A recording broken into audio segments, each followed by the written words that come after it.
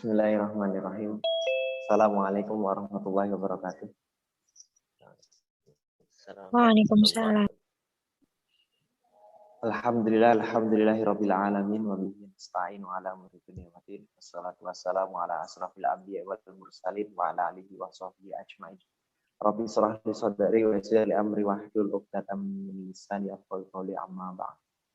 Pertama-tama teman-teman sekalian yang dirahmati oleh Allah Subhanahu wa taala, baik yang mengikuti diskusi pada kesempatan malam hari ini bersama di ruang Zoom maupun kemudian mengikuti diskusi melalui channel YouTube dari Penerbit Buah.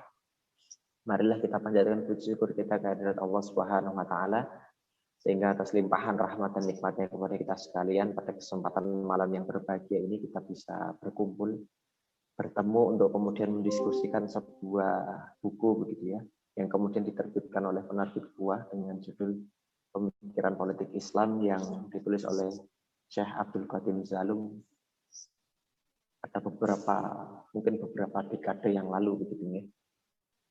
Halo Pak, salawat serta salam semoga selalu dilimpahkan kepada junjungan kita Nabi besar Muhammad sallallahu alaihi wasallam serta keluarganya, para sahabatnya, tabi'in termasuk kita sekalian yang menanti syafaat dari Rasulullah sallallahu alaihi wasallam. Sebelum kemudian saya berpanjang kata, suara saya bisa didengar dengan jelas ya? Jelas.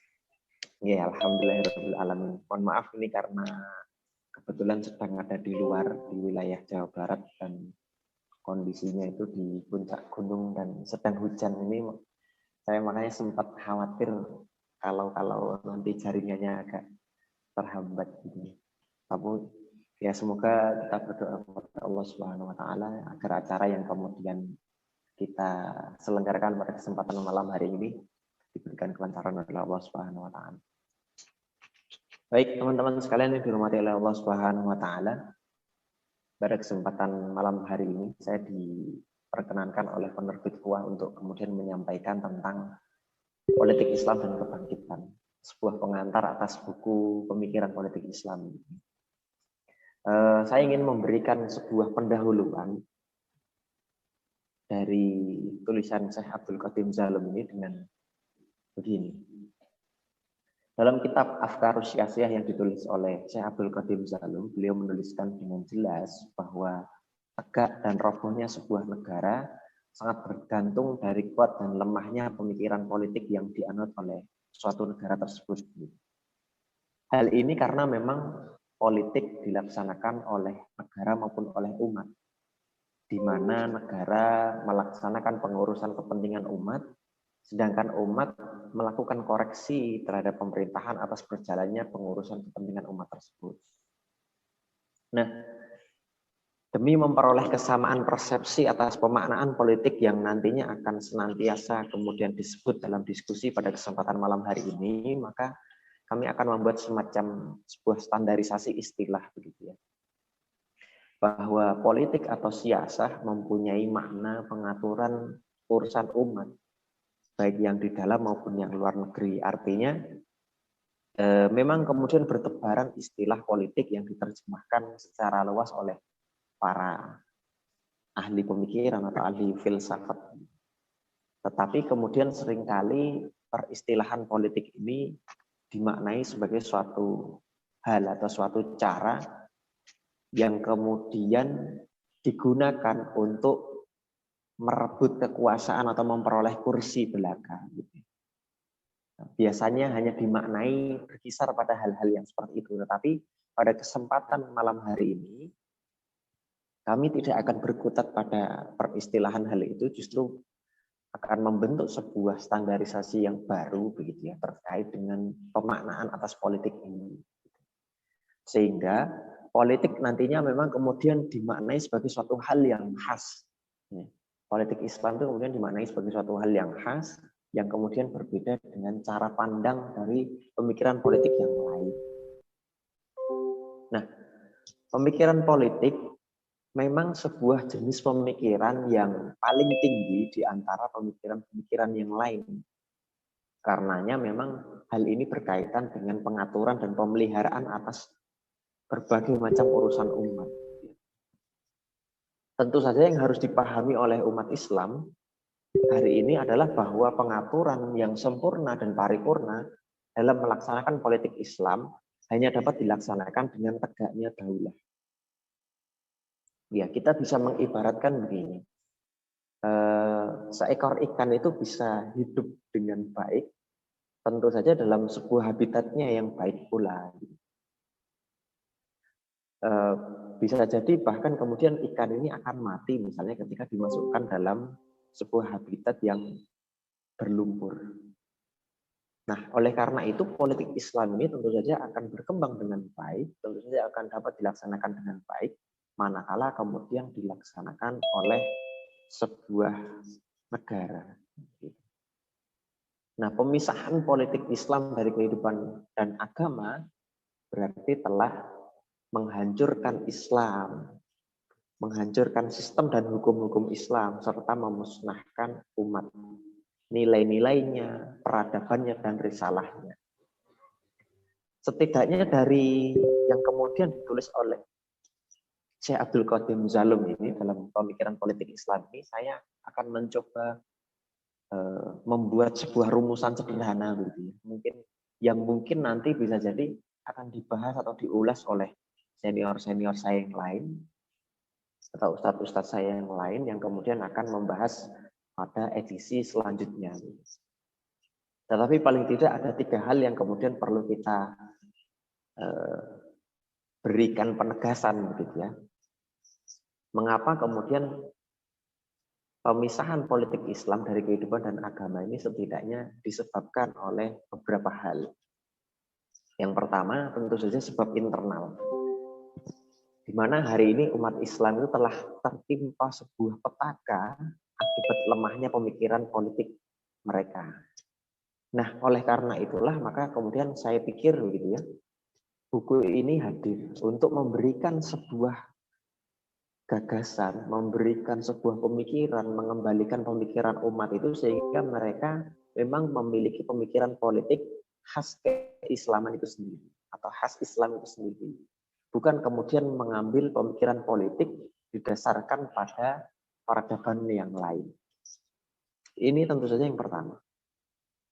Nah, sudahlah kemudian kita ini dalam kondisi yang lemah gitu ya, akibat pemikiran politik Islam di tengah-tengah kaum muslimin itu memang kemudian tidak dipahami sebagaimana mestinya. Ada sebab-sebab eksternal yang kemudian menyebabkan umat Islam itu hari ini begitu lemah.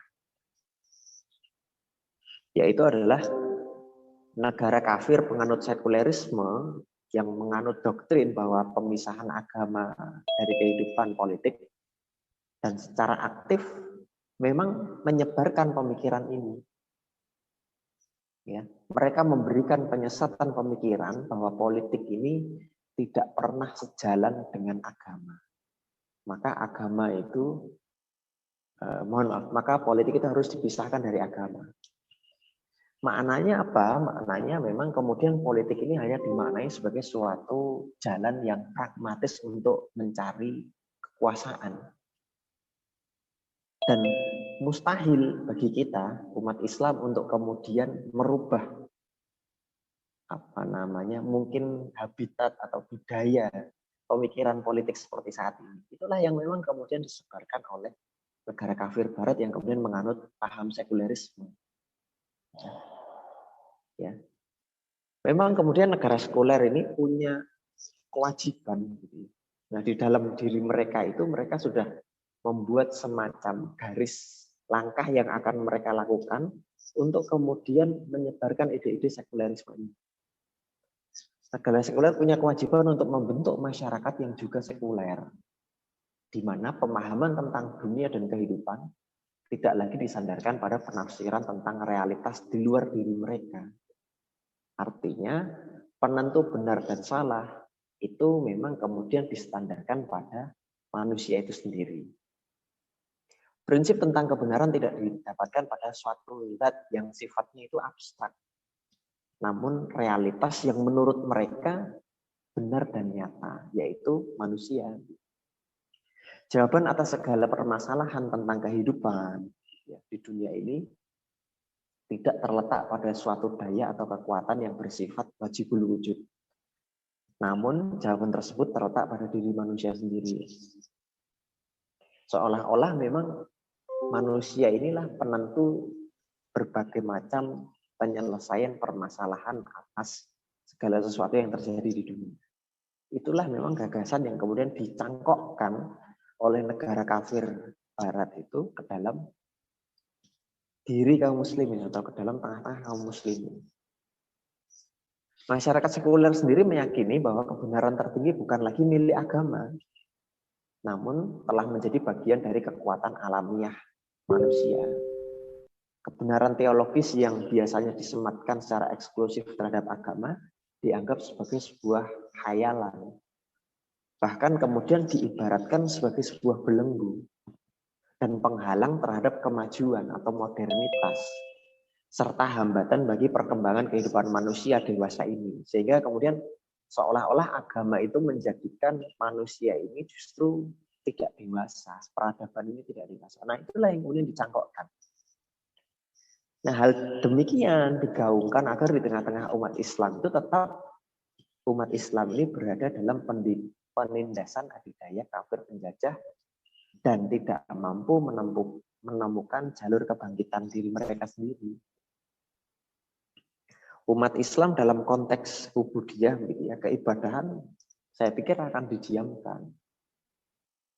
Dalam hal ekonomi akan mulai diawasi, tetapi dalam hal politik, nah ini memang kemudian akan dibungkam, bahkan akan betul-betul dibatasi. Karena kalau kemudian umat Islam itu menemukan pemikiran politiknya, menjadikan pemikiran politik Islam itu menjadi sebuah landasan dalam mereka itu melaksanakan pengaturan urusan umat, nah mereka akan mencapai pada taraf kebangkitan kaum muslimin itu. Gitu ya. Dalam masyarakat yang sekuler, kekuasaan politik mesti dipisahkan memang dari nilai-nilai agama. Nah, legitimasi politik ini tidak diperoleh dari retorika-retorika keagamaan atau dinyatakan melalui simbol-simbol ketuhanan. Kekuasaan politik justru harus dilandaskan pada sumber legitimasi yang menurut mereka, menurut masyarakat barat itu lebih modern, lebih rasional, yaitu pelaku politik itu sendiri atau masyarakat itu sendiri. Tetapi dengan menihilkan peran bahwa kemudian agama itu bisa mengatur sendi-sendi perpolitikan. Nah, oleh karena itu pemerintahan yang mengaku didirikan di atas otoritas ketuhanan, itu harus ditolak bagi masyarakat sekuler. Dan inilah yang kemudian hari ini digaungkan. Nanti saya akan coba memberikan sebuah ulasan terkait dengan implikasi pencangkokan pemikiran ini terhadap tubuh umat Islam. Nah, tapi kemudian saya akan coba runut dulu dari hal-hal yang kemudian sifatnya mengapa kemudian kaum muslimin itu jauh dari kebangkitannya. Nah, bagi masyarakat sekuler, domain politik adalah wilayah yang bersifat profan atau rasional, bukan yang bersifat sakral. Maka kemudian sudahlah kita harus hilangkan pemikiran-pemikiran politik ini dari ayat-ayat suci. Nah, kira-kira gitulah. Cara pembacaannya begitu. Maka cara mengurusnya pun seharusnya dibentuk oleh pertimbangan-pertimbangan, kesepakatan-kesepakatan yang kemudian dinilai rasional oleh siapa? Oleh masyarakat yang tentu saja masyarakat yang sekuler. Dan inilah yang kemudian seperti yang saya sampaikan sebelumnya itu menjadikan umat Islam itu tidak akan pernah sampai pada posisi kebangkitannya selama kemudian umat Islam tidak menyadari bahwa ada upaya yang terstruktur untuk kemudian menjadikan kaum muslimin itu jauh dari pemikiran politik Islam. Nah, sebab eksternal yang kedua, lebih lanjut memang kaum kafir penjajah ini telah berusaha untuk memisahkan umat Islam dari kelompok-kelompok politik Islam dan keterlibatannya dalam kegiatan politik. Bahkan cenderung kelompok-kelompok politik Islam ini mendapatkan stigmatisasi yang begitu jahat, begitu negatif, dan bagi saya mengada-ada begitu ya. Sehingga apa? Bagi kaum muslimin yang kemudian awam dan tidak memahami gagasan atas politik Islam ini, ketika kemudian dihadapkan pada sebuah stigma yang negatif atas kelompok politik Islam, maka kemudian dia akan menjauh. Walhasil apa? Upaya untuk kemudian menyadarkan umat Islam ya yang dilakukan oleh kelompok-kelompok politik Islam ini, maka kemudian hari ini menjadi terhambatlah. Kalau dikatakan apa namanya, tetap ada progres, tetap ada sebuah proses, tetapi kemudian karena sebagai akibat dari kaum kafir yang kemudian berusaha untuk memisahkan kelompok politik Islam dengan umat, maka kemudian hal ini menjadi hambatan untuk kemudian kaum muslimin itu mendapatkan kebangkitannya, gitu ya. Nah, salah satu yang kemudian bagi saya menjadi sebuah beban yang berat bagi pihak yang diberikan amanah oleh penerbit tua untuk memberikan syarah atas pengantar dan pendahuluan ini, setidaknya adalah memberikan sebuah contoh-contoh faktual yang berkaitan dengan hal-hal yang dibahas dalam kitab Afkarus Syiasiyah. Namun demikian, saya akan coba memberikan sebuah ulasan gitu ya. Sebuah contoh-contoh yang sifatnya mungkin lebih faktual, sehingga gagasan di dalam buku ini memang kemudian tidak seperti Menara Gading yang hanya sifatnya adalah sifat-sifat hasil penelitian atau pemikiran belaka, tetapi kemudian tidak menyentuh pada akar permasalahan yang kemudian dihadapi oleh umat Islam. Ya, saya akan coba memberikan sebuah kondisi faktual atas peristiwa sekularisasi politik Islam yang kemudian berimbas pada lemahnya kaum muslimin pada saat ini. Tentu saja yang ingin saya bahas adalah konteks kesejarahan di negeri kita tercinta yang kemudian mau tidak mau, disadari atau tidak, memang kemudian terjadi peristiwa sekularisasi politik di sana. Proyek sekularisasi ini dapat ditelusuri melalui usaha kaum kafir penjajah memang di Belanda pada saat itu untuk melumpuhkan kekuatan dan gerakan perlawanan masyarakat Bumi Putra yang notabene tentu saja pada saat itu di masa yang lalu pun sudah beragama Islam. Yang kemudian Islam itu sudah mayoritas di negeri ini gitu ya. Ketika itu memang kemudian bangsa Indonesia memilih untuk menjadikan Islam sebagai sebuah faktor pemersatu untuk melakukan perlawanan dan pengusiran terhadap penjajah Belanda. Nah, dengan dijadikannya sentimen keislaman ini sebagai sebuah faktor tunggal dalam perlawanan terhadap kaum penjajah, maka tumbuhlah berbagai macam gerakan perlawanan yang dilancarkan oleh umat Islam untuk mengusir Belanda dari bumi Nusantara. Tentu saja bagi pihak Belanda, gerakan seperti ini bagi mereka harus ditumpas. Sampai-sampai pada tahap tertentu, peperangan menurut mereka pada saat itu menjadi pilihan utama yang kemudian diambil oleh Belanda. Namun selain melancarkan tindakan penghapusan melalui perang, pihak Belanda juga melakukan beberapa tindakan yang sifatnya memang agak sedikit lunak. Yang kemudian lebih bersifat kultural, yang kemudian lebih bersifat sosial maupun kemudian pendidikan. Tetapi prinsipnya apa? Prinsipnya melakukan sekularisasi terhadap pemikiran politik Islam. Di antaranya tindakan tersebut adalah proyek sekularisasi di mana sepak terjang umat Islam dalam wilayah politik di tanah air memang kemudian dibatasi dan bahkan pada titik tertentu dihapuskan sama sekali.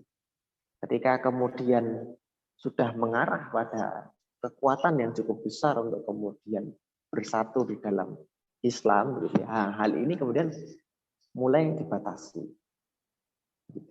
Secara umum memang proyek sekularisasi ini dapat dilihat dari keengganan Belanda untuk memberikan tempat yang luas bagi umat Islam untuk berjuang dalam wilayah politik. Seperti yang saya kemukakan di awal tadi, pemikiran politik, gagasan-gagasan politik nanti bahkan akan kemudian dibatasi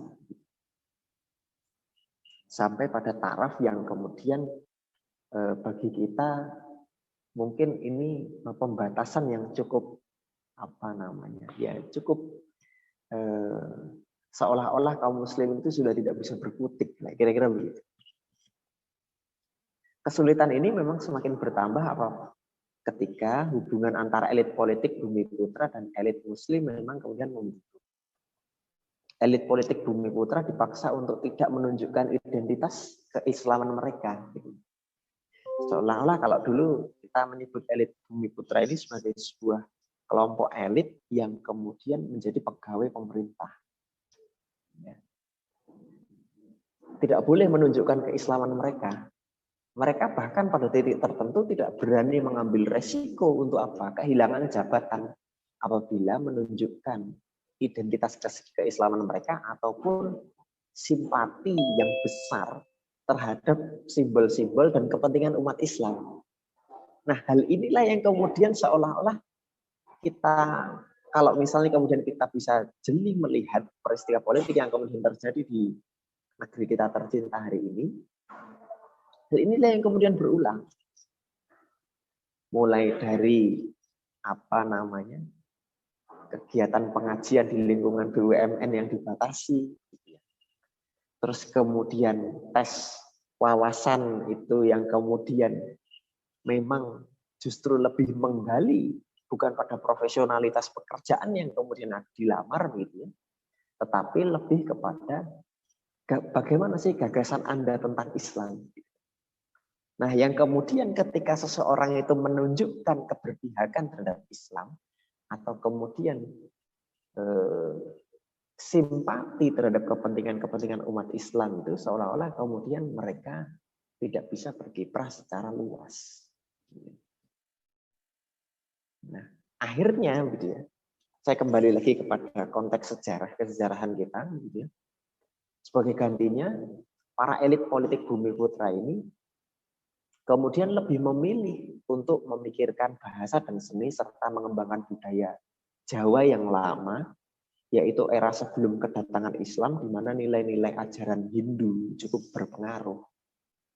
Maka dengan semakin berkembangnya budaya neoklasik Jawa tersebut, semakin terbuka lebar juga jarak yang memisahkan antara elit politik Muslim dengan elit politik Bumiputra. Nah, inilah yang saya sebut sebagai upaya untuk melakukan marginalisasi kelompok-kelompok politik umat Islam dan upaya pemisahannya dengan rahim umat secara menyeluruh. Yang kemudian berimplikasi berkesesuaian dengan pembahasan yang dibahas oleh Syekh Abdul Qadim Zalum. Sejak saat itu memang sedikit demi sedikit umat Islam ini terasing dari dunia perpolitikannya sendiri. Kuatnya kekuasaan Belanda dalam wilayah perpolitikan di tanah air kita ini pada saat itu memang kemudian memaksa kebanyakan umat Islam itu untuk menarik diri dan melupakan sejenak cita-cita untuk memperjuangkan Islam sebagai pedoman hidup dalam kenegaraan. Tidak hanya itu, memang umat Islam juga mesti berhadapan dengan kelompok masyarakat lain yang lebih cenderung mendukung nilai-nilai kebangsaan dibandingkan dengan nilai-nilai keagamaan. Makanya hari ini kan kalau misalnya kemudian kita jeli untuk melihat upaya-upaya seperti ini memang kemudian seolah-olah terulang kembali.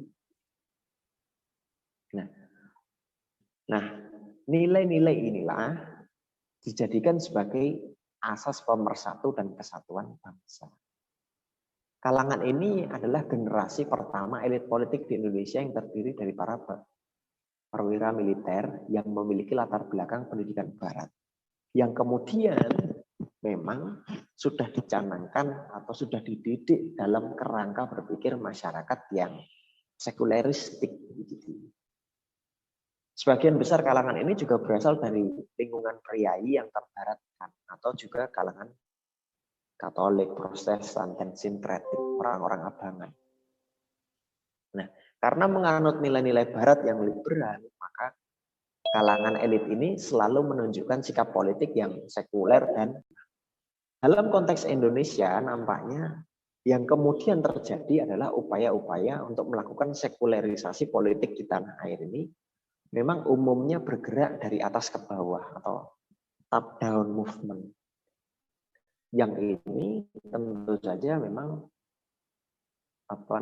di backing begitu ya oleh negara-negara kafir penjajah yang memang tidak menginginkan Islam itu tegak atau Islam itu menjadi sebuah aturan hidup, menjadi sebuah pandangan hidup di dalam negeri kita tercinta ini. Nah, upaya pemisahan Islam dan politik memang bergerak dari pemerintah menuju pihak yang diperintah, yaitu masyarakat. Ide-ide misalnya tentang privatisasi Islam selalu datang dan dipaksakan oleh kalangan elit pemerintah. Demi apa? Demi menjinakkan umat Islam dalam arena perpolitikan tanah air. Tidak hanya dilakukan secara sembunyi-sembunyi, seringkali bahkan kemudian usaha-usaha pemisahan Islam dan politik ini dilaksanakan secara terbuka. Nah, memang selain dari pihak pemerintah yang kemudian melakukan sekularisasi politik, juga bergerak juga, atau sekularisasi politik ini juga diwacanakan oleh sebagian ilmuwan muslim. Ya, disadari atau tidak memang ada ilmuwan muslim yang kemudian melakukan upaya-upaya sekularisasi. Ya. Namun kelompok ini memang hanya kelompok kecil. Ya, kelompok ini terdiri dari beberapa pemikir dan tokoh masyarakat yang mencoba untuk mengembangkan suatu ide keagamaan dan politik yang mereka anggap paling sesuai dengan keadaan sosial keagamaan bagi masyarakat Indonesia yang majemuk. Bahkan memunculkan sebuah jargon yang kemudian kira-kira kalau tidak salah mungkin sekitar tahun 80-an gitu. Ide-idenya itu begini. Islam yes, partai Islam no. Seolah-olah apa? Dari hal itu kemudian muncul sebuah stigma bahwa politik itu kotor, politik itu najis, dan kemudian harus dijauhkan dari perilaku umat Islam, atau harus dijauhkan dari Islam itu sendiri. Nah, hal inilah yang saya kira oleh Syekh Abdul Qadim Zalum sebagai sebuah alasan begitu ya, atau sebagai sebuah sebab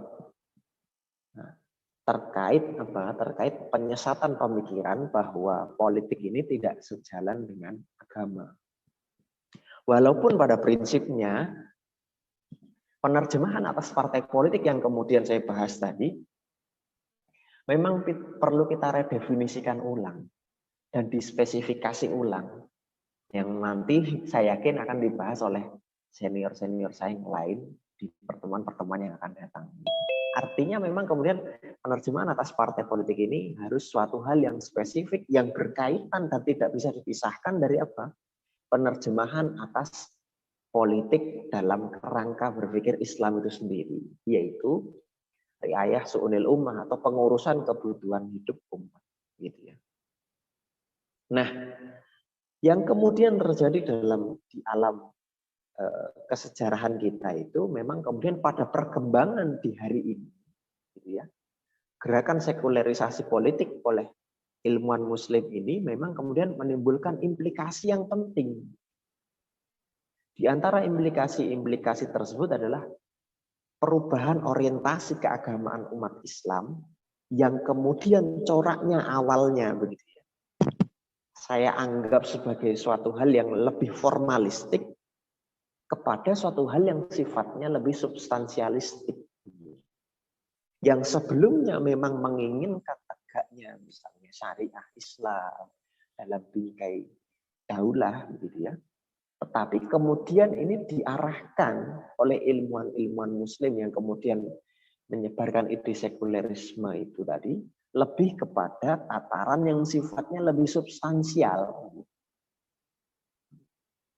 Nah, dasar-dasar orientasi politik umat Islam memang mengalami perubahan yang hari ini sangat signifikan.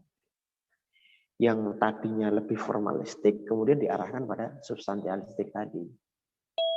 Mereka tidak lagi terikat secara ketat terhadap formalisasi atau simbolisasi Islam dalam politik, namun telah berubah mengedepankan nilai-nilai substansi Islam seperti ya keadilan, persamaan, persaudaraan, musyawarah, dan sebagainya yang berlindung di sebalik simbol-simbol tersebut atau hal-hal yang kemudian hampir mirip dengan hal-hal yang kemudian saya sebutkan tadi.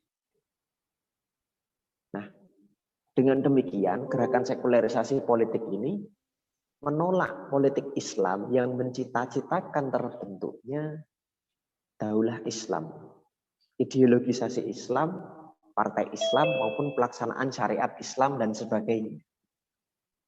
Nah, saya pikir hal-hal ini memang kemudian hari inilah yang kemudian mengemuka. Ya, walaupun kemudian harus kita pahami bahwa dakwah terkait dengan pemikiran politik Islam ini harus terus digaungkan. Sehingga umat Islam itu sadar terkait dengan jati dirinya, sadar siapa dia, sadar bagaimana kemudian dia itu harus bersikap terhadap peristiwa politik hari ini, ya. Sehingga kemudian pada titik tertentu kita itu sampai pada titik di mana kemudian umat Islam itu memiliki kesadaran umum yang sama atas pemikiran politik Islam itu tadi. Nah, gerakan ini ya, kami harapkan memang gerakan yang kemudian dilaksanakan oleh para ilmuwan muslim ini pada titik tertentu memang melemahkan kemampuan berpikir politik bagi kaum muslimin. Sudahlah kita hari ini itu tidak memiliki junnah, gitu ya, tidak memiliki pelindung atas agama kita, atas pemikiran politik Islam yang kemudian seharusnya kita emban, gitu ya. Kita diserang dengan berbagai macam struktur yang gerakan yang terstruktur yang kemudian menyerang kaum muslimin ke dalam tubuh kaum muslimin untuk kemudian melemahkan pemikiran politik Islam itu sendiri. Ya, diakui atau tidak, memang gerakan ini menjadi sebuah gerakan yang lebih leluasa pasca hancurnya kekhilafahan di Turki Utsmani. Akibatnya pemikiran politik Islam memang kemudian tersingkir dalam benak dan kehidupan kaum muslimin hari ini. Nah, oleh karena itu maka buku ini hadir. Buku ini menjadi sebuah mutiara yang kemudian perlu dibaca, perlu didiskusikan, perlu disampaikan di tengah-tengah kaum muslimin untuk kemudian memberikan sebuah kesadaran umum terhadap kaum muslimin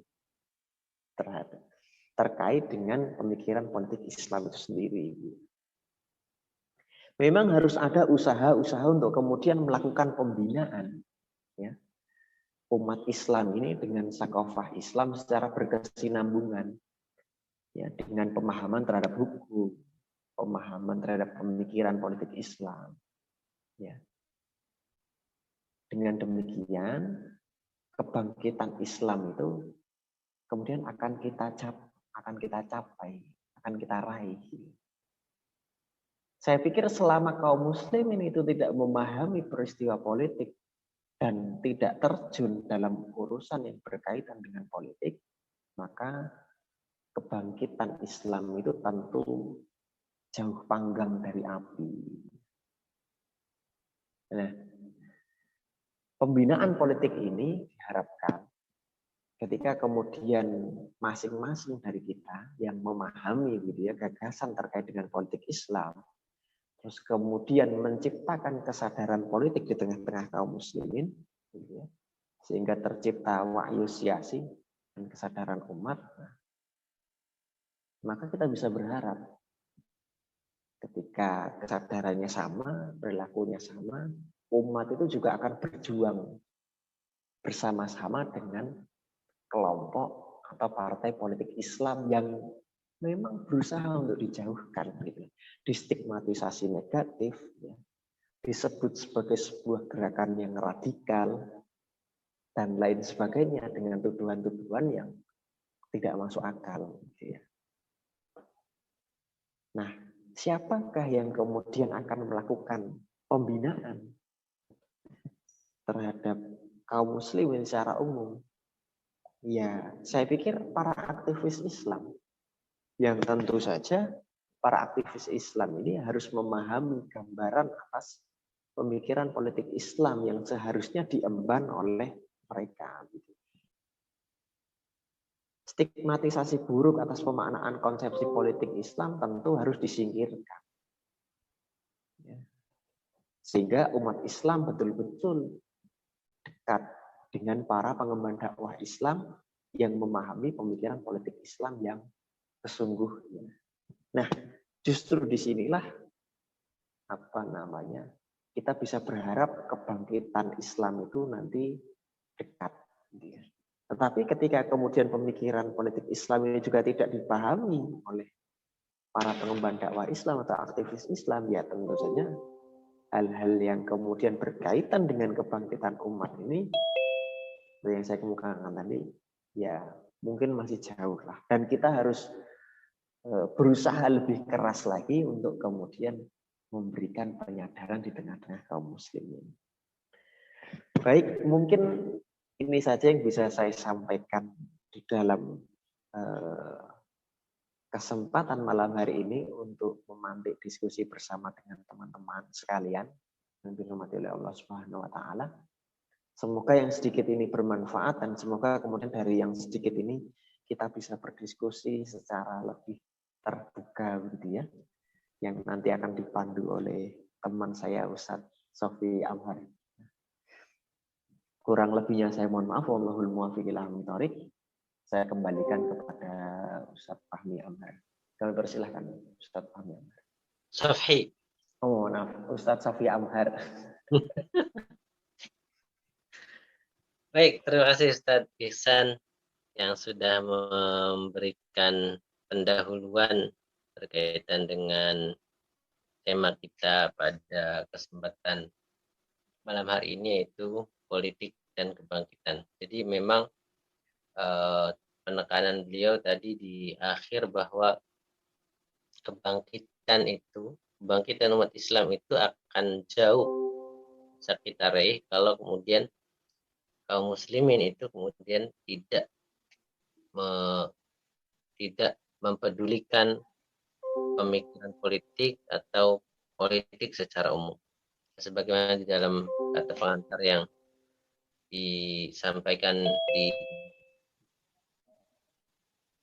edisi terjemah pemikiran politik Islam atau Afkar Siyasiyah itu, bahwa di dalam buku ini Syekh Abdul Qadim Zalum itu tampak begitu kental memberikan opini beliau bahwa kebangkitan itu mustahil kalau kemudian dijauhkan dari politik. Bahkan kalau kemudian kita melihat kalau Imam Malik itu pernah menyatakan bahwa la yasluha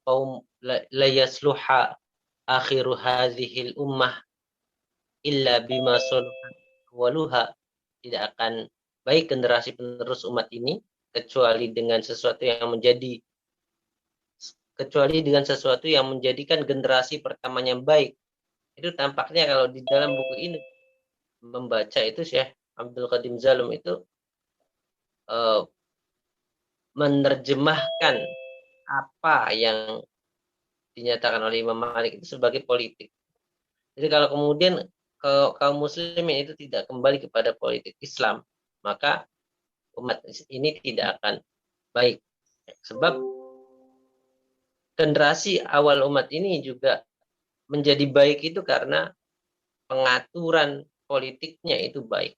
Nah, ini barangkali bisa kemudian menjadi diskusi kita selanjutnya. Barangkali ada yang hendak bertanya, boleh nyalakan mic-nya, atau ada yang mau bertanya via chatting. Baik, Bu Izzah Salimah, nggih. Ada pertanyaan, silakan. Sudah bisa dibuka nggih anunya? mic-nya. Nanti setelah ini, sebentar. Assalamualaikum warahmatullahi wabarakatuh, Ustaz. Waalaikumsalam warahmatullahi wabarakatuh. Yang saya tanyakan tadi telah disampaikan oleh Ustaz bahwa ketika pemikiran politik itu jauh dari umat, maka umat itu juga akan jauh dari yang namanya kebangkitan. Kurang lebih seperti itu saya menyimpulkan, Ustaz ya. Kemudian tadi juga ada sekularisasi politik. Kemudian juga yang mana diantaranya terlihat dijauhkannya umat itu dari partai politik yang sahih. Kemudian yang saya tanyakan, Ustadz, yang pertama seringkali pemikiran politik Islam yang sahih itu difahami oleh umat masih tercampur dengan politik ala kapitalisme. Nah, kemudian yang saya tanyakan itu bagaimana agar umat itu merasa lebih dekat atau apa yang bisa kita lakukan agar pemikiran politik Islam yang sahih itu ada pada umat. Jadi apalagi ibu-ibu gitu Ustadz ya, merasa urusan dapur aja udah pusing, ngapain mikir seperti itu. Nah, untuk lebih mendekatkan pemikiran politik yang sahih, pemikiran politik Islam yang sahih ke ibu-ibu atau mungkin ke orang-orang yang maksudnya itu apa, mereka sehari-harinya itu lebih bergelut dengan urusan rumah tanggaan itu, mungkin ada trik seperti apa Ustadz? Itu yang pertama. Kemudian yang kedua, termasuk tadi juga kita ingin mendekatkan masyarakat ke partai politik yang sahih itu seperti apa? Karena tadi seperti yang diungkapkan Ustadz tadi, telah ada stigma-stigma negatif ya terhadap partai politik yang sahih sehingga umat itu takut. Nah, agar umat itu tidak takut lebih dekat dengan partai politik atau orang-orang yang membawa kebenaran itu lebih dekat dengan mereka itu, apa yang kita lakukan? Jazakumullah khairan katsiran, Ustaz.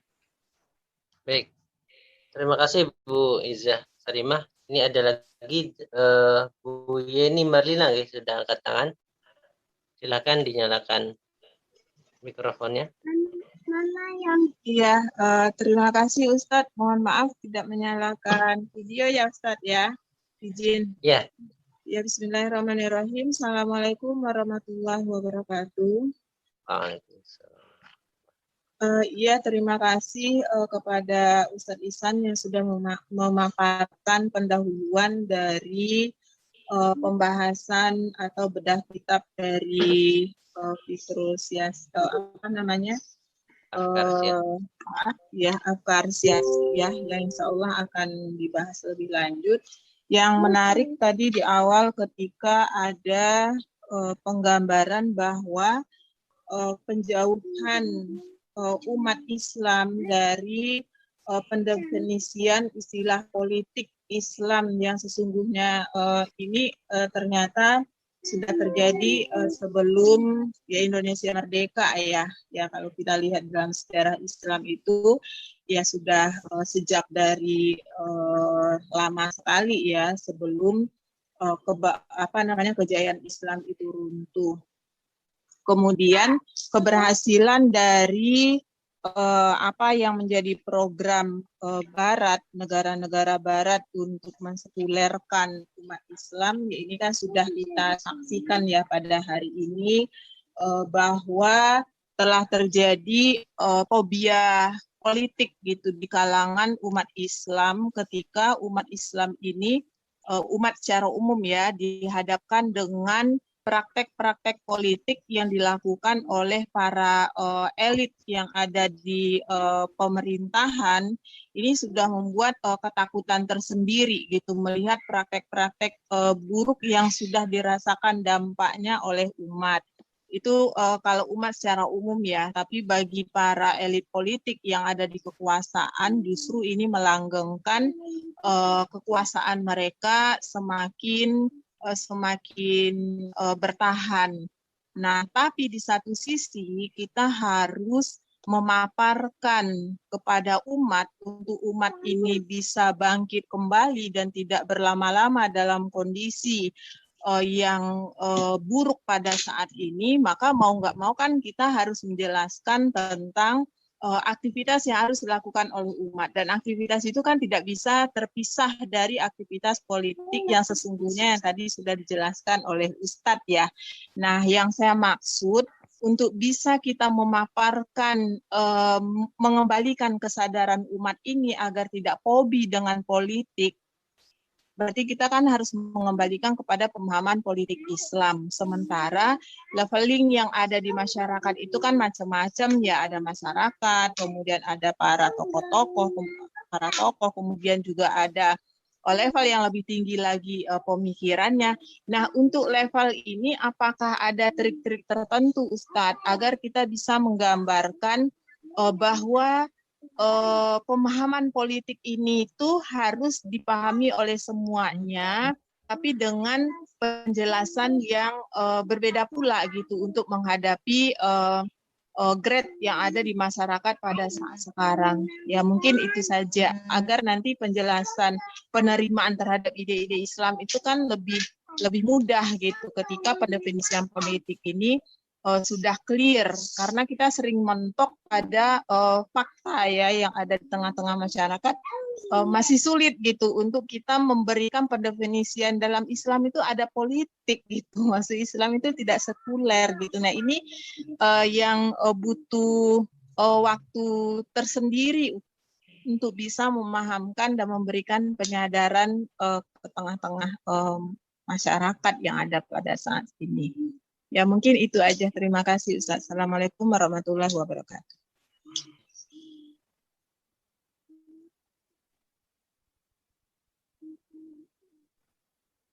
Baik, terima kasih Bu Yeni yang telah memberikan pertanyaan.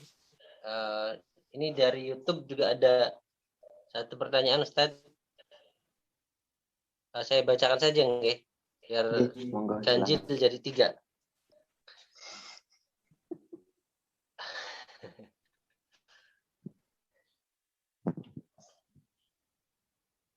Ada 2. Nanti saya bacakan satu dulu ya, biar 3 saja. Dari Ibu ini, Ibu Sabila Asyahidah. Izin bertanya Ustadz, yang saya tahu definisi politik dalam Islam adalah riayah syu'unil ummah. Tapi kadang ada yang bertanya, definisi ini dari mana? Apakah definisi politik ini digali dari dalil-dalil syara'? Enggak, Ustaz.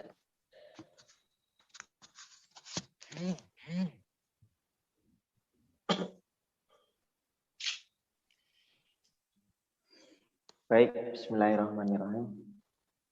Alhamdulillahirrahmanirrahim. Hampir semua yang kemudian memberikan pertanyaan ini nampaknya kaum ibu-ibu deh.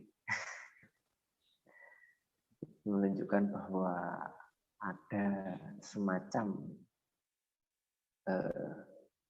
ternyata kaum ibu sendiri sudah berusaha untuk kemudian melek politik begitu ya.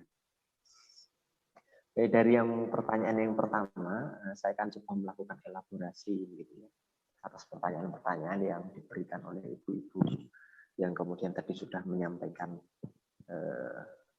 pertanyaannya begitu. Yang pertama, bagaimana agar politik Islam itu lebih dekat dengan umat dan bagaimana agar umat itu tidak takut dengan pemahaman atas politik Islam. Baik, yang kemudian perlu kita lakukan hanya memberikan pemahaman saja dalam pandangan saya secara pribadi gitu ya. Bahwa ketika kemudian umat itu belum bisa memahami, ya kita harus memahami juga bahwa dalam konteks sebuah perubahan politik ini nanti sekiranya akan dibahas oleh senior saya setelahnya begitu ya. kita juga harus memahami adanya sebuah kurva normal. Yang kemudian saya maksud dengan kurva normal ini adalah bahwa untuk melakukan sebuah perubahan itu tidak diperlukan semua orang untuk memahami gagasan politik yang sama. Tetapi ya, dalam pandangan saya yang pernah saya kaji, hanya ada 2 orang atau bukan 2% orang yang kemudian memperjuangkan gagasan ini.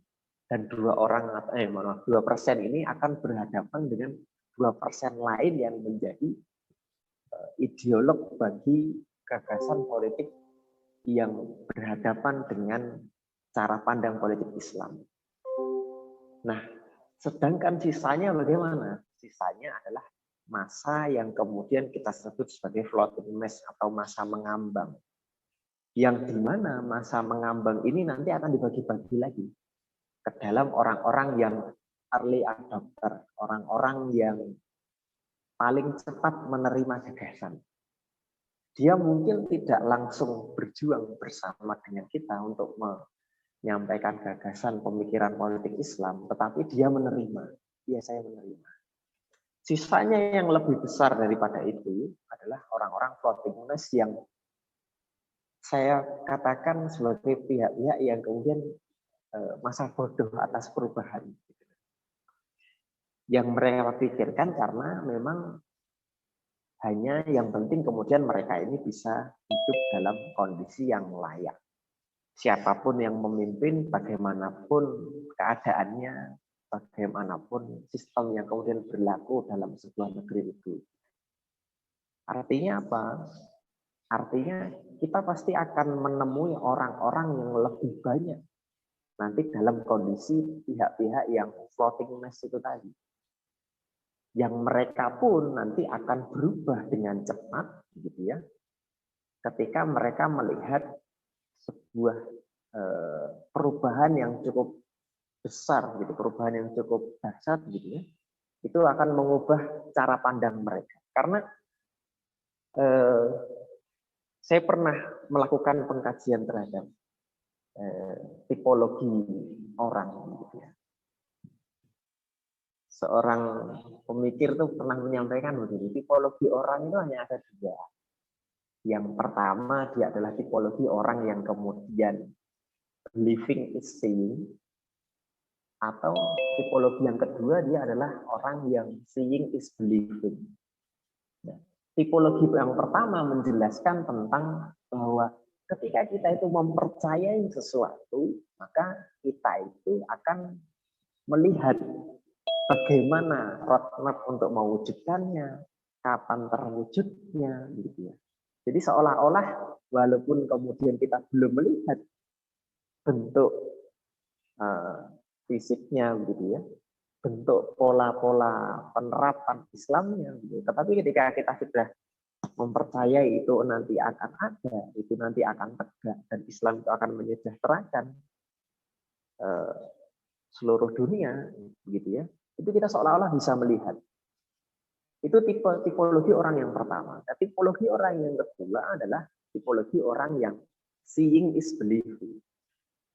Dia harus dihadapkan dulu pada suatu hal yang sifatnya itu faktual, suatu hal yang kemudian ada di depan mata mereka, maka kemudian mereka baru mempercayai. Nah, ketika kita berhadapan dengan tipologi orang-orang yang seeing is believing, ya tidak lain dan tidak bukan cara untuk kemudian meyakinkan mereka bagaimana? Ya nanti kalau politik Islam itu memang sudah wujud dalam konteks kenegaraan. Cuma itu saja. Nah, hari ini peran kita, peran aktivis Muslim yang kemudian hari ini memberikan penyadaran terhadap umat Islam, begitu ya. Itu mereka berusaha untuk kemudian mencari orang-orang yang betul-betul bersih, begitu ya. Dia mau menerima bahwa ini berasal dari Islam, gitu ya. Dan dia adalah tipologi orang-orang yang believing is saying itu tadi. Ya walaupun mungkin kita harus, kalau bahasa secara ini itu kita harus mencari di dalam tumpukan jerami gitu, yang kemudian itu tidak mudah. Nah, itu yang kemudian menjadi tugas kita. Artinya saya pribadi ketika kemudian memberikan berdiskusi dengan teman-teman gitu ya, ketika membahas tentang pemikiran politik Islam ini, ya memang responnya macam-macam. Bahkan ketika kemudian kita harus berhadapan dengan kelas-kelas yang sifatnya itu teman-teman yang sudah menjadi tokoh, itu memang responnya macam-macam. Tetapi bagaimana kemudian dia bisa menerima gagasan kebenaran itu atau tidak, ya itu yang memang nanti ya jangan khawatir, gagasan seperti ini memang hanya sedikit orang yang memperjuangkannya. Yang kita ingin dapatkan adalah memberikan penyadaran pada umat secara menyeluruh, yang umat itu manut terhadap pemimpinnya. Siapakah pemimpinnya mereka? Ya orang-orang yang kemudian mengurusi mereka, memikirkan mereka, dekat dengan mereka, mengarahkan mereka. Merekalah khodimul umat. Merekalah pelayan umat. Ya pelayan itu adalah yang kemudian seseorang yang akan memimpin kaum muslim. Nah itu saya pikir begitu. Kemudian untuk Ibu Yeni tadi yang memang telah terjadi fobia politik gitu, karena umat dihadapkan pada praktek politik yang tidak benar. Bagaimana kita memberikan pemaparan kepada umat agar kemudian umat itu memahami bahwa praktek-praktek politik itu memang ada ya, praktek politik Islam. Nah ini tadi yang kemudian saya pikir dibahas oleh Syekh Abdul Qadir Jalum gitu ya, bahwa praktek-praktek politik hari ini memang telah menjauhkan Islam dengan pemikiran politik itu sendiri, karena ya dilihat bahwa praktek-praktek politik hari ini hanya praktek-praktek kotor gitu, yang hanya berkisar pada penerjemahan atas bagaimana cara untuk memperoleh kekuasaan gitu. Cara memperoleh kekuasaan bagaimana ya, sehingga ketika kemudian keilmuan politik itu hanya membahas tentang bagaimana cara memperoleh kekuasaan, maka hal ini hanya berkisar pada bagaimana sih cara mengkolektifkan ide bersama, bagaimana sih cara mendapatkan dukungan, bagaimana sih cara untuk sampai mendapatkan simpati, mendapatkan suara, ya hanya berkisar pada pembahasan atas itu saja. Sehingga pihak-pihak yang kemudian disebut sebagai umat Islam ketika hidup dalam rangka hidup di tengah-tengah event politik 5 tahunan atau beberapa tahunan gitu ya, dalam konteks pemilihan kepala daerah atau kepala negara, ya tentu akan dihadapkan pada praktek-praktek politik yang sekedar berurusan pada pengambilan kekuasaan. Nah, memang ini tanggung jawab yang berat. Sebagaimana kemudian tanggung jawab yang berat ketika kita memberikan pemahaman atas bagaimana sih daulah Islam itu dulunya. Karena faktanya hari ini kita tidak bisa melihat eksistensi daulah Islam itu. Begitu juga hal yang sama, hari ini kita tidak bisa melihat eksistensi politik Islam itu sendiri dalam konteks kenegaraan yang dipertontonkan oleh elit-elit politik kita. Nah, oleh karena itu ya memang apa yang kemudian baru bisa kita lakukan adalah apa? Ya hanya menyeru saja, berdakwah saja terkait dengan pemikiran, gitu ya, dan terkait dengan bagaimana urusan umat harusnya. Ya saya pikir ini suatu hal yang normatif gitu ya. Jawaban yang kemudian saya sampaikan ini lebih kepada satu hal yang normatif belaka. Gitu. Tidak tidak mungkin bisa jadi juga kemudian tidak menyelesaikan permasalahan dari ibu-ibu sekalian yang kemudian bertanya terkait dengan hal ini. Tetapi paling tidak kita harus meyakini bahwa ini adalah satu hal yang benar, dan kita juga harus memahami tadi yang saya sebutkan tadi, paling tidak kurva normal tadi, bahwa hanya sedikit orang yang kemudian berjuang, hanya sedikit orang yang juga kemudian akan menjadi lawan kita. Nah, sisanya adalah masa mengambang yang kemudian memerlukan pemahaman kita.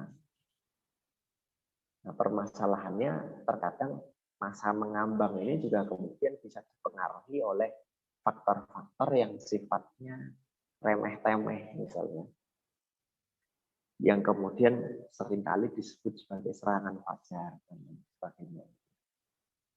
Nah, seolah-olah ya politik itu ya hanya begitu saja. Begitu, Ustadz Sofi.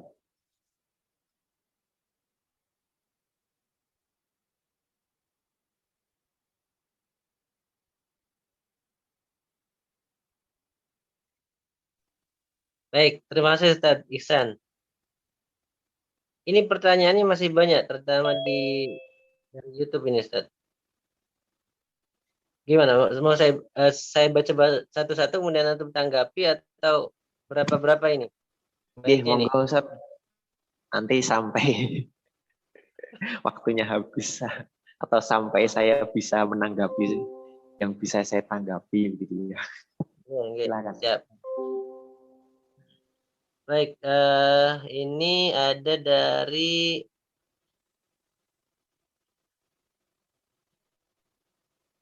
Pak Bastian Al-Farizi. Assalamualaikum Ustaz.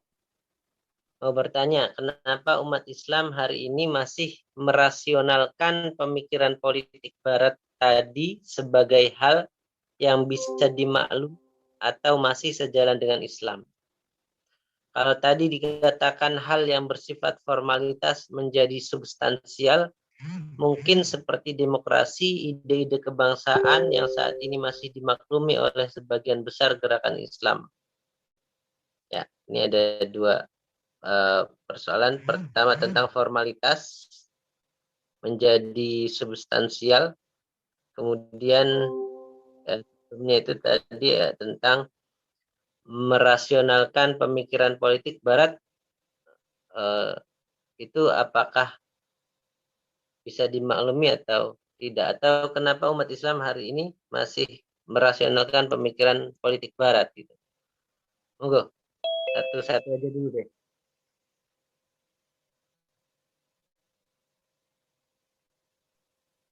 Adiksan? Baik. Ya, tadi pertanyaan yang pertama, mengapa kemudian umat Islam berubah begitu ya, dari formalistik menjadi substansialistik begitu ya. Begitu nih pertanyaannya Ustaz. Oke. Ya. Ya memang ini terjadi ya seperti yang kemudian saya sampaikan tadi.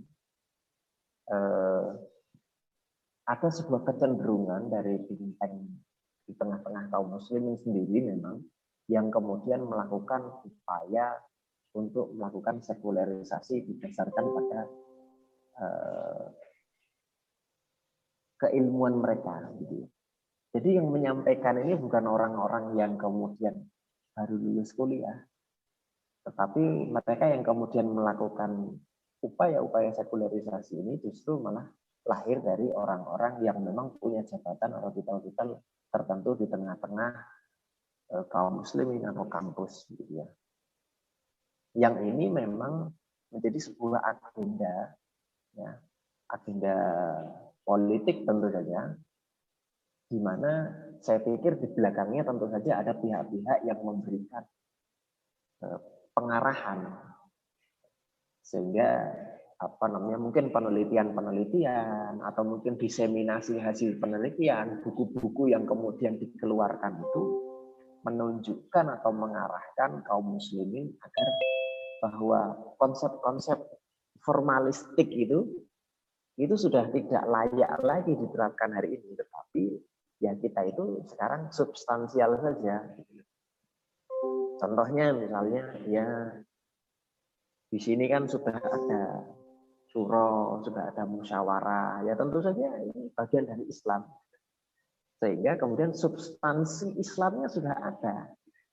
Nah sekarang kan hari ini yang kemudian digaungkan kan seperti itu. Nah saya coba akan melakukan sebuah potret terhadap peristiwa politik di Turki yang sejak abad ke-17 itu berusaha untuk melakukan serangkaian kebijakan untuk membangun kembali atau bahasa mereka itu mengubah atau melakukan sebuah transformasi sistem sosial dan sistem politik.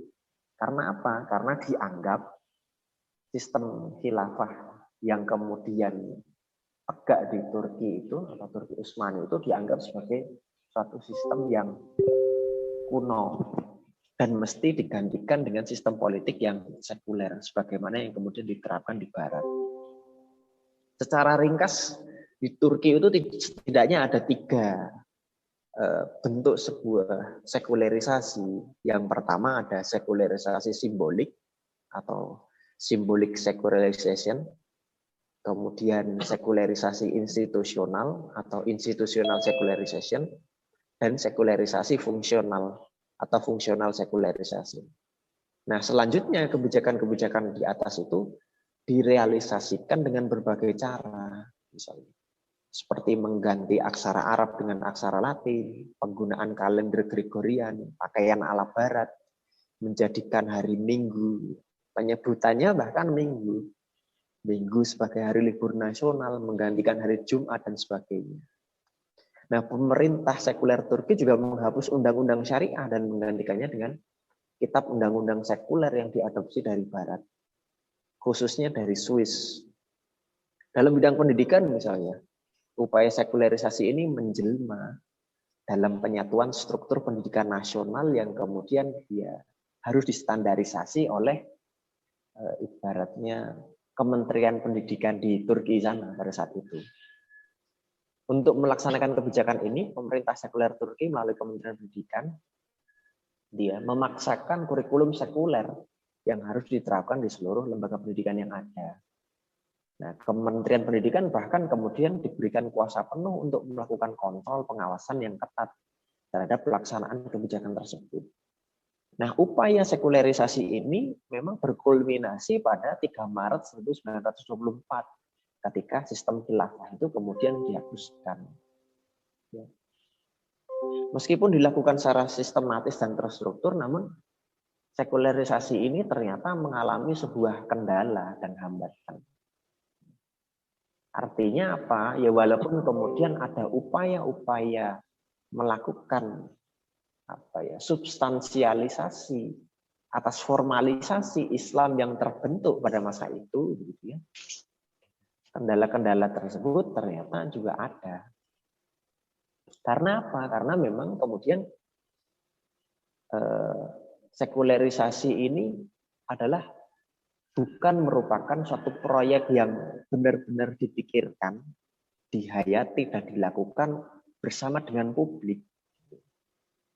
Sekularisasi di Turki ini contohnya gitu ya, itu hanya sebuah pertunjukan dari atas ke bawah, atau bahasa para peneliti sosial politik itu disebut sebagai top down enterprise, atau juga sebuah revolusi dari atas, revolution from above. Tentang apa? Tentang rekayasa sosial yang dilakukan secara paksa oleh para birokrat pemerintah. Dalam pelaksanaan revolusi tersebut, memang kemudian pemerintah tidak mendapatkan dukungan dan partisipasi dari masyarakat secara menyeluruh. Nah, memang titik tekan yang ingin saya sampaikan di sini adalah bahwa hari ini memang telah terjadi sebuah pergeseran. Iya, antara pergeseran dari formalitas menjadi substansialis gitu ya. Tetapi proyek-proyek ini seringkali kemudian tidak bisa dilaksanakan secara menyeluruh dan berkesinambungan terus-menerus. Nah, justru disitulah tempat kita atau tempat para aktivis Muslim itu bisa masuk untuk mengembalikan bahwa Islam itu formalistik dan substansialistik pada saat yang bersamaan. Dia ada formalisasinya, tetapi dia juga punya sistem substansial yang memang harus tegak di sana. Gitu. Jadi bukan hanya substansialistik saja, tanpa kemudian menihilkan formalistik, begitu ya. Nah, saya pikir begitu. Jadi memang ada kelemahan-kelemahan dari apa yang kemudian dilaksanakan oleh para ilmuwan politik itu, ilmuwan Islam juga yang kemudian berusaha untuk mengalihkan ini. Nah, harapannya keberadaan teman-teman sekalian atau keberadaan kita untuk memahami pemikiran politik Islam berdasarkan pada kitab yang kemudian ditulis oleh Syekh Abdul Qadim Zalum itu adalah mengembalikan yang kemudian hanya substansialis itu menjadi kembali pada formalistiknya ada. Ya formalistik itu akan menjaga substansialistik itu. Sebagaimana kemudian yang kita ketahui ketika misalnya Imam Asy-Syatibi itu dalam sebuah kitab yang judulnya kalau tidak salah Al-Muwafaqat fi Ushulil Ahkam itu kan menyebutkan bahwa maqasidus syariah itu ada 5. Salah satunya adalah hifdzuddin, hifdzul akal, hifdzul nasl. Nah, dan yang lainnya itu menunjukkan bahwa apa? Adanya formalisasi penerapan syariat Islam dalam konteks daulah, dalam konteks kenegaraan itu akan menjaga ide-ide yang sifatnya substansial, mulai dari menjaga agama, menjaga akal, gitu. Begitu. Nah, kemudian pertanyaan yang kedua, mengapa hari ini umat Islam begitu ya masih merasionalkan pemikiran politik Barat? Begitu nggih, Ustadz Sofi nggih? Pertanyaannya kurang lebih. Ya. Bisa jadi memang umat Islam hari ini itu hanya ditampakkan pada praktek-praktek pemikiran politik Barat. Coba bayangkan kalau kemudian kita, teman-teman atau Bapak Ibu sekalian, berkuliah dulu atau sedang berkuliah di Fakultas Ilmu Sosial dan Ilmu Politik misalnya. Nah, saya pikir gagasan-gagasan pemikiran politik Islam itu hanya dibahas secara terbatas dan kemudian dikaji bukan dalam konteks sebuah pemikiran yang bisa tegak dalam kenegaraan gitu. Tetapi ya pemikiran yang kemudian lepas daripada itu. Di sisi lain memang kemudian penerjemahan atas politik Islam itu penerjemahan atas politik itu kemudian hanya dipahami tadi seperti yang saya kemukakan, hanya pada berkisar pada perebutan kekuasaan atau perebutan kursi belaka, gitu ya. Sehingga hasilnya adalah seolah-olah kaum muslimin hari ini itu tidak pernah dihadapkan pada gagasan pemikiran politik Islam. Coba bayangkan ketika kemudian kita itu makan gitu ya. Makan makanan yang tiap hari itu berbahan dasar sayur terus gitu. Tentu ketika kemudian suatu ketika kita menyampaikan kepada orang tersebut, wahai kawan, ada loh makanan yang berbahan dasar daging. Dia pasti akan heran, loh bagaimana mungkin ada makanan dengan bahan dasar daging, wong setiap hari saya makan dengan makanan dengan bahan dasar sayur begitu. Sama halnya seperti itu. Keterasingan ini kan sebenarnya terjadi karena umat Islam ini tidak pernah dihadapkan pada pemikiran politik Islam. Lebih lagi pasca khilafah itu runtuh, Turki Utsmani itu runtuh, betul-betul kita itu kehilangan potret bagaimana kemudian sebuah negara itu, yang sebuah negara adidaya itu mengelola atau menjadikan Islam itu sebagai ideologi dalam kenegaraannya. Yang kemudian di sana ada pemikiran politiknya, pengurusan kebutuhan hidup umatnya, ya, dan standar-standar yang lain, ya, yang serupa, misalnya dengan pola-pola sebagaimana kemudian yang ada di dalam sistem ideologi atau kapitalistik dan sosialisme itu. Gitu. Kalau kemudian kita itu hanya dikenalkan di misalnya jenjang MTS atau MA itu ya gagasan ekonomi sosialisme begitu ya, atau gagasan ekonomi kapitalisme, ya kita tidak akan pernah memahami gagasan ekonomi Islam itu sebenarnya seperti apa. Nah, itulah yang kemudian menyebabkan saya pikir mengapa hari ini kaum muslimin itu masih menjadikan pemikiran politik barat itu sebagai satu-satunya rujukan. Ya wajar kalau kemudian elit politik kita itu juga kemudian melakukan pengkajian atas politik itu juga di sana, di negara-negara barat yang punya pemahaman politik yang sekuler. Yang kemudian ketika memang negara barat itu didatangi oleh bumi putra gitu ya, orang-orang di dalam negeri kita untuk kemudian sekolah di sana, mereka punya kepentingan untuk apa? Untuk menjadikan mereka sebagai tokoh-tokoh atau kalau bahasanya adalah bapak bangsa, tokoh-tokoh bangsa yang kemudian jadi rujukan, jadi penyelesaian atas berbagai macam perkara di negara tersebut. Yang tentu saja cara pandangnya adalah sudah berdasarkan pada cara pandang bagaimana ketika mereka dididik di Barat. Sehingga ya yang kita lihat hanya homogen begitu. Oh, pemikiran politik ya seperti ini. Kita tidak bisa mendapatkan alternatif gagasan pemikiran politik yang lain. Ini salah satunya Islam itu sendiri. Saya pikir begitu, Ustadz Sofi. Baik, terima kasih Ustadz Ihsan. Nyambung dengan pernyataan yang terakhir tadi itu ya, tentang homogen. Ini ada pertanyaan menarik masuk dari Pak Putra Siregar.